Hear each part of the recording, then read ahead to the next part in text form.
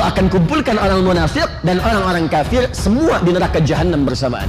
Nanti ketika kita masuk surga insya Allah dengan izin Allah Subhanahu wa ta'ala, tiba-tiba nanti ada orang-orang munafik datang berkata kepada kita,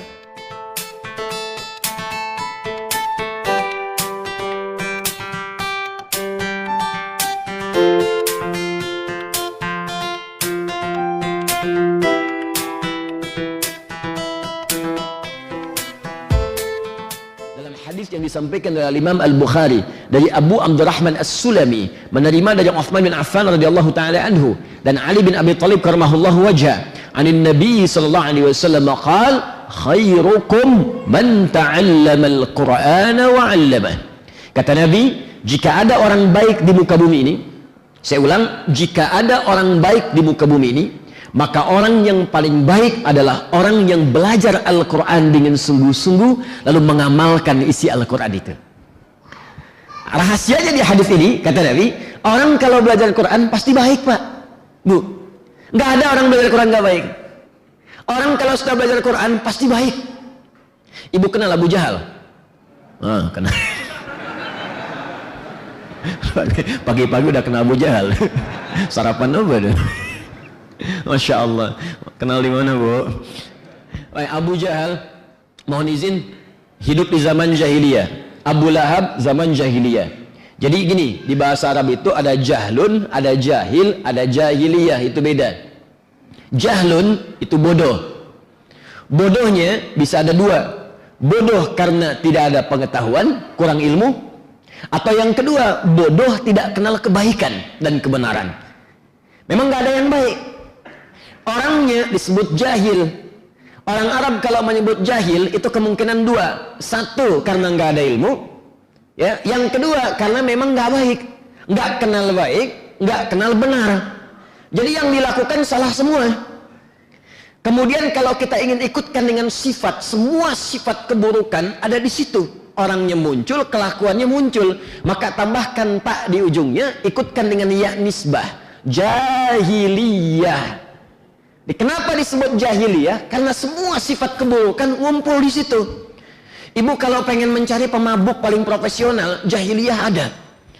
Di situ pemula, pemabuk amatiran, itu sekali mabuk 5 kali dalam sehari. Itu yang paling amatir.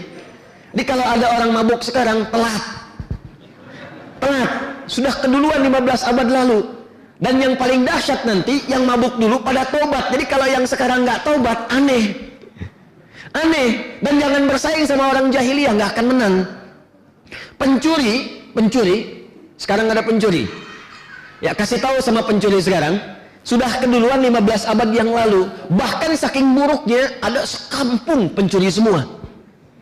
Kampung pencuri, itu begal semua. Dan begalnya nggak nanggung. Kalau lewat mesti setor, kalau nggak setor, kalau nggak balangan hilang, nyawa melayang. Namanya Gifar. Ya. Pimpinannya Jundub bin Junadah. Baik, Anda ingin mencari pezina, jahiliyah paling komplit. Zina kalau cuma selingkuh itu sudah biasa. Yang paling dahsyat, bosan dengan pasangan bisa tukeran dengan tetangga besoknya. Aneh bosan tadi malam dengan istri, tukeran yuk malam, ayo. Itu jahiliyah. Itu jahiliyah. Mabuk ada, penipu banyak, pencuri luar biasa, pezina terpampang. Tapi yang paling dahsyat, apa yang Allah turunkan untuk merubah itu? Allah tidak turunkan mukjizat Nabi Musa dengan tongkatnya untuk merubah jahiliyah. Allah tidak turunkan mukjizat Nabi Isa dengan tangannya yang kalau diusap penyakit sembuh semua.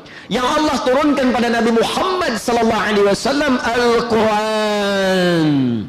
Al-Quran 30 juz, 6.236 ayat, 114 surah. Al-Quran hanya ayat per ayat turun. Iqra bismi rabbikal ladzi khalaq, khalaqal insana min 'alaq. 5 ayat pertama turun selanjutnya sampai sempurna. Allahu akbar. Hanya dengan Al-Qur'an diturunkan, berubah dari jahiliyah menjadi khairu ummah.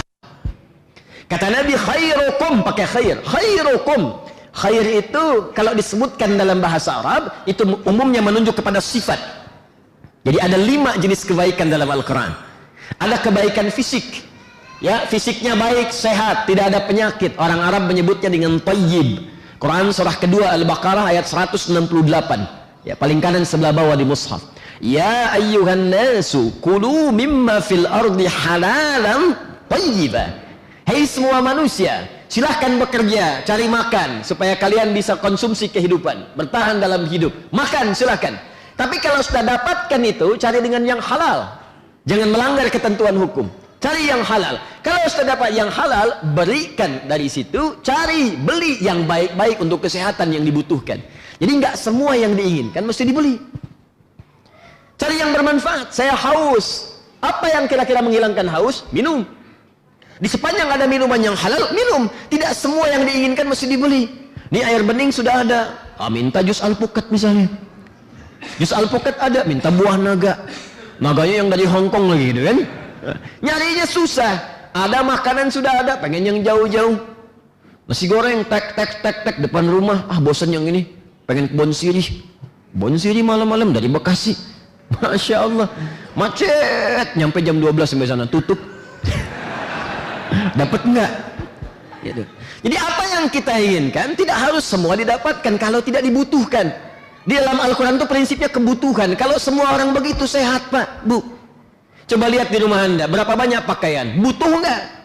Kadang-kadang model baru, beli. Fashion baru, beli. Tapi butuh enggak? Mobil baru, beli. Motor baru, beli. Ke masjid enggak? Jadi kalau sudah semua kumpul, motornya, ada mobilnya, bahkan yang paling baru muncul, belum bisa membawa Anda ke masjid, Anda butuh sarana apa lagi untuk bisa melangkah ke masjid? Kebutuhan. Nah itu fisik. Makanya banyak orang fisiknya sehat tapi belum tentu pikirannya bagus.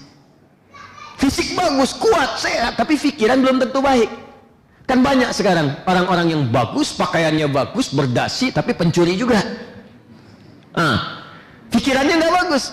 Maka ketika kita ingin menunjuk kepada sifat, ganti kata thayyib dengan khair namanya. Khair. Anda bertanya pada orang Arab, kaifa halak? Apa kabar? Alhamdulillah ada bi khair. Saya sehat. Baik, bukan sekedar fisiknya, tapi pikirannya pun baik. Orang jahiliyah ketika diturunkan Al-Quran, maka merubah mereka dari jahiliyah menjadi khair, kata Al-Quran. Khairu ummah. Turun Quran surah ketiga Ali Imran ayat 110. Paling kiri sebelah atas di mushaf. Perhatikan kalimatnya. Kuntum khairu ummatin ukhrijat linnas. Kuntum khaira ummah. Kalian itu umat yang paling baik, kata Allah. Yang pernah dilahirkan di kalangan manusia. Jadi Allah memuji kalau ada manusia lahir sampai sekarang, kalian yang paling baik. Jadi kalau ada yang jujur Pak, jujur itu sifat, maka orang-orang itu yang paling jujur. Kalau ada yang rendah hati, tawadhu, orang-orang itu paling tawadhu. Anda bayangkan, dari paling sombong berubah jadi orang paling tawadhu. Dari pembohong yang paling ulung berubah kemudian menjadi orang yang paling jujur di muka bumi. Dari orang yang paling anarkis berubah menjadi orang yang paling sabar. Turun ayat memujinya. Jundub bin Junadah, ya, panglima begal tadi, begitu masuk Islam diajarkan Quran cuma beberapa ayat oleh Nabi, jadi pendakwah. Jadi pendakwah. Kata Jundub, ya Rasulullah, aku sekarang ingin ikrarkan keislamanku di depan Ka'bah. Kata Nabi, jangan dulu ya Jundub. Ya, umat muslimnya masih sedikit, banyak diintimidasi, jangan-jangan ada juga yang dieksekusi. Apa jawab Jundub? Ya Rasulullah, saya ini membegal terang-terangan, masa syahadat sembunyi-sembunyi? Saya membegal terang-terangan, masa syahadat sembunyi-sembunyi? Begitu bersyahadat, pulang kemudian ke Ghifar, apa yang dilakukan? Berdakwah dengan ayat-ayat Quran yang baru didapatkan sepersekian ayat itu. Apa yang terjadi? Sekampung semua masuk Islam. Sekampung semua masuk Islam, satu Ghifar masuk Islam. Untuk mengabadikan peristiwa itu, maka ditambahkan kata Ghifar kemudian di belakang namanya dengan gelar kunyah, gelar lakabnya. Nama kunyahnya Abu Dzar, ditambahkan kalimat Ghifar, berasal dari Ghifar, tambahkan al di depannya, ujungnya ganti dengan i. Abu Dzar Al-Ghifari. Itu mantan begal. Bayangkan mantan begal baca satu ayat jadi ustadz. Anda bukan pembegal, satu surat masa belum jadi baik? Jadi jangan khawatir kalau ada umat Islam belajarnya Quran pasti baik, pasti jujur, pasti sabar, pasti tawadhu, pasti mulia. Jadi kalau ada orang belajar Al-Quran kemudian jadi kasar, lisannya kasar, pandangannya kasar, tangannya kasar, kakinya kasar, pasti ada yang kurang tepat dalam pembelajarannya. Karena itu, apa yang akan kita bahas adalah ayat-ayat tentang cahaya. Yang dengan ayat-ayat itu, insya Allah lisan kita ketika berbicara dibimbing oleh cahaya Allah subhanahu wa ta'ala. Ya, mata kita dibimbing oleh cahaya Allah subhanahu wa ta'ala sampai ke ujung kaki. Dan cahaya itulah yang akan bersinar di hari kiamat dan menjadi petanda bagi diri kita ketika masuk surga. Itu disebutkan di Quran surah ke-57 ayat ke-13. Kalau kita belajar tentang surah ini, kita amalkan isinya, nanti Allah akan bimbing diri kita dengan cahaya. Di hari kiamat dibangkitkan di semua badan bercahaya, Pak, Bu. Bukan cuma cahaya wudhu, tapi cahaya-cahaya amal soleh kita. Nah, orang-orang munafik ketika mereka masuk ke dalam neraka, munafik itu nerakanya spesial, neraka jahanam. Nah, jadi jangan jadi orang munafik, hati-hati. Munafik itu spesial, nerakanya neraka apa? Jahanam. Ya, dikumpulkan dengan orang kafir. Itu ada di Quran surah keempat ayat 140 paling kiri sebelah bawah di mushaf. Ya, innallaha jami'ul munafiqina wal kafirina ya fi jahannam jami'an. Allah akan kumpulkan orang munafik dan orang-orang kafir semua di neraka jahanam bersamaan. Nanti ketika kita masuk surga insya Allah dengan izin Allah subhanahu wa ta'ala, tiba-tiba nanti ada orang-orang munafik datang berkata kepada kita, yauma yaqulul munafiquna wal munafiqatu lilladzina amanu dhuruna naqtabis min nurikum. Orang-orang munafik datang, laki-laki perempuan. Awas, ini ada isyarat ya, sifat munafik itu bisa muncul bukan hanya pada laki-laki, juga pada perempuan. Ketika mereka datang pada orang-orang beriman, mereka berkata, minta bagian dari cahaya kalian, kami pengen ambil. Cahaya yang dimaksudkan amal soleh. Jadi mereka menyesal, Pak, Bu, banyak orang menyesal. Makanya saya katakan, mumpung masih hidup, ayo berbuat baik. Mumpung masih hidup, cukup Anda jadi muslim, pasti baik, pasti baik. Dan mumpung masih hidup, cepat beramal soleh.